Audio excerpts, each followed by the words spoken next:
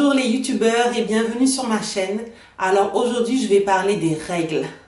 Les fameuses règles qu'il faut respecter à la lettre pour vous assurer que vos cheveux poussent super longs, soient super beaux, soient en super bonne santé. Alors quand vous regardez les vidéos YouTube ou les blogs ou lorsque vous entendez les gens parler autour de vous, il y a toujours ces fameuses règles, ces 10, 15 ou 20 ou 30 règles qu'il faut absolument respecter à la lettre pour avoir de beaux et longs cheveux. Et plus vous avancerez dans votre propre évolution capillaire, plus vous vous rendrez compte qu'il y a certaines choses qui ne marchent pas pour vous et qui sont marchées pour d'autres, et plus vous allez adapter votre propre routine. Donc aujourd'hui, je veux parler de ces fameuses règles que je ne respecte pas, et pour autant, ça ne m'empêche pas de faire pousser mes cheveux, et comme mes cheveux étaient défrisés, ça ne m'a pas non plus empêché de faire pousser mes cheveux défrisés. Alors commençons tout de suite. La première règle que je ne respecte pas s'adresse surtout à celles qui ont les cheveux crépus naturels.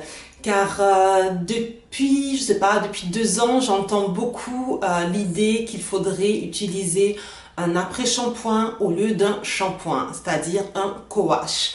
Alors en général, celles qui font ça se lavent les cheveux avec un après-shampoing parce qu'elles considèrent que c'est plus doux, et vont utiliser un shampoing peut-être une fois tous les 2 mois. Alors moi, quand j'ai besoin de me laver les cheveux, j'utilise un shampoing, c'est clair et net. J'ai essayé, parce qu'il faut tester pour voir si ça marche, un après-shampoing. Donc j'ai essayé de faire un déco-wash, mais pour moi, ça ne lave pas suffisamment mes cheveux. Et du coup, mes cheveux ne sont pas suffisamment hydratés. Pour moi, faire un co-wash de façon régulière à la place d'un shampoing, ce serait comme si j'utilisais une crème hydratante sur mon visage sans jamais me laver le visage. Alors j'applique une crème hydratante le matin, je mets la crème hydratante le soir, le lendemain matin je me réveille, je ne lave pas mon visage et je mets de nouveau ma crème hydratante. Sur moi, ça ne marche pas.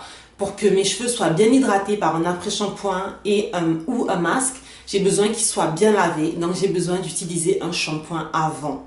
Maintenant, il m'arrive de faire des co-wash entre 2 shampoings, surtout en été, quand j'ai l'impression qu'avec la sécheresse qu'il y a dans l'air, mes cheveux ont besoin d'un peu plus d'hydratation, mais pour autant, je sens que mon crâne et mes cheveux ne sont pas spécialement sales. Dans ce cas-là, je vais utiliser un après-shampoing entre 2 shampoings. Mais si j'ai besoin de me laver les cheveux, j'utilise un shampoing. Il n'y a pas de souci, mes cheveux ne sont pas desséchés, ils ne sont pas tombés à cause de ça. Donc voilà, c'est la première règle que je ne respecte pas. La deuxième règle, c'est moisture and seal every day. Ce qui veut dire en français, hydrater et sceller ses cheveux avec une huile tous les jours. Ça, j'ai commencé à le voir quand j'avais mes cheveux défrisés, et au tout début de ma routine, c'est ce que j'appliquais parce que je ne faisais rien du tout avant. Donc, j'ai suivi ces conseils-là et rapidement, je me suis rendu compte que c'était beaucoup trop pour mes cheveux. Même si mes cheveux sont très secs, en fait, quand je m'en occupe, ils ne sont pas aussi secs. Donc, il n'y a pas utilité pour moi d'hydrater et sceller avec une huile tous les jours. De plus, ce dont je me suis rendu compte quand mes cheveux étaient défrisés, c'est que j'hydrate mes cheveux avec une crème à base d'eau.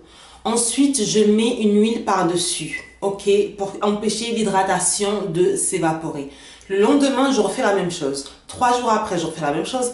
4 jours après, je refais la même chose. Au bout d'un moment, mes cheveux sont saturés à cause de cette hydratation et de ces couches d'huile qui s'ajoutent l'une après l'autre. Et quand vous avez une couche d'huile épaisse sur vos cheveux ne peuvent plus hydrater.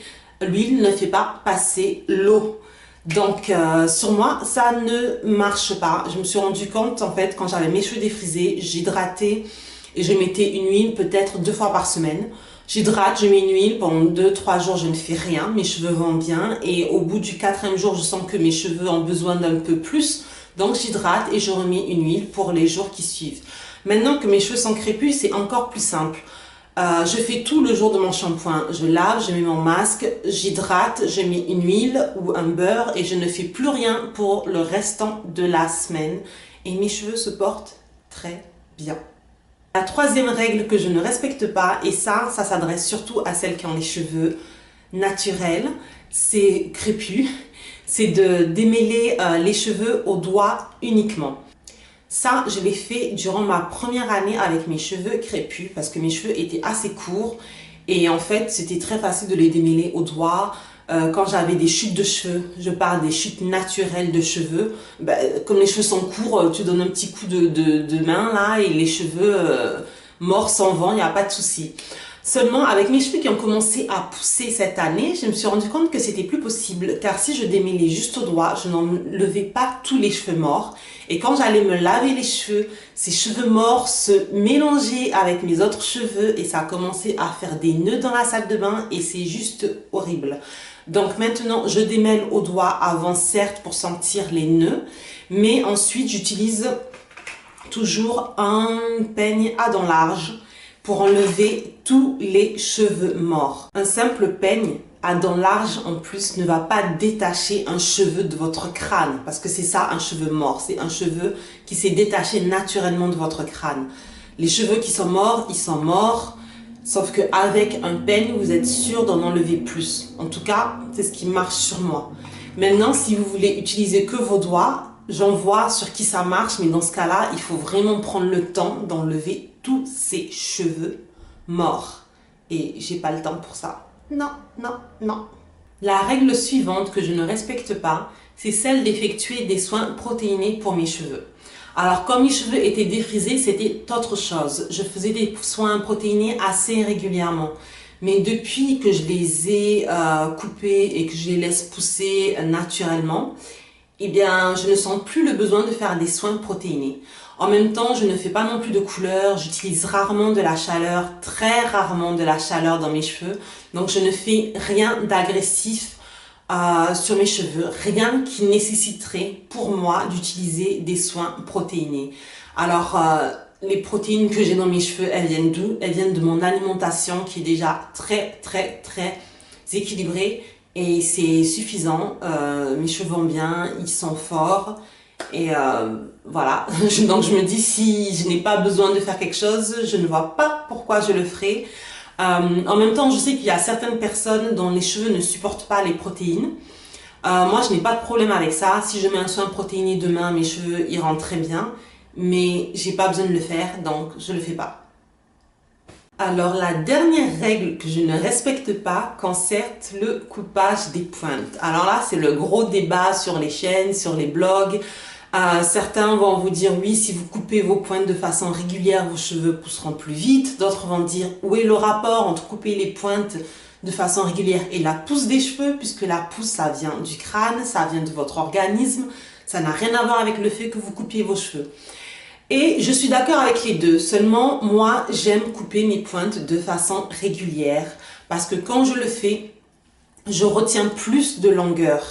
Alors ce n'est pas que mes cheveux poussent plus vite, c'est que comme mes pointes sont épaisses et sont en très bonne santé, elles s'abîment beaucoup moins rapidement et du coup je retiens beaucoup plus de longueur. Maintenant, quand je dis de couper les pointes, il ne s'agit pas de couper 3 cm tous les mois. Je coupe quelques centimètres tous les 3 ou tous les 4 mois. C'est vraiment minimum. Si j'ai besoin de couper plus parce que j'ai des pointes abîmées ou des fourches, je couperai plus. Et si je ne vois rien de spécial, je couperai quand même, mais alors juste un peu. Et ça, j'ai vraiment remarqué que quand je les coupe de façon régulière, juste un peu, eh bien, je retiens plus de longueur et j'ai l'impression que mes cheveux poussent plus vite. Donc voilà, c'est les règles que je ne respecte pas. Alors j'aimerais savoir si vous respectez ces règles ou si vous ne les respectez pas.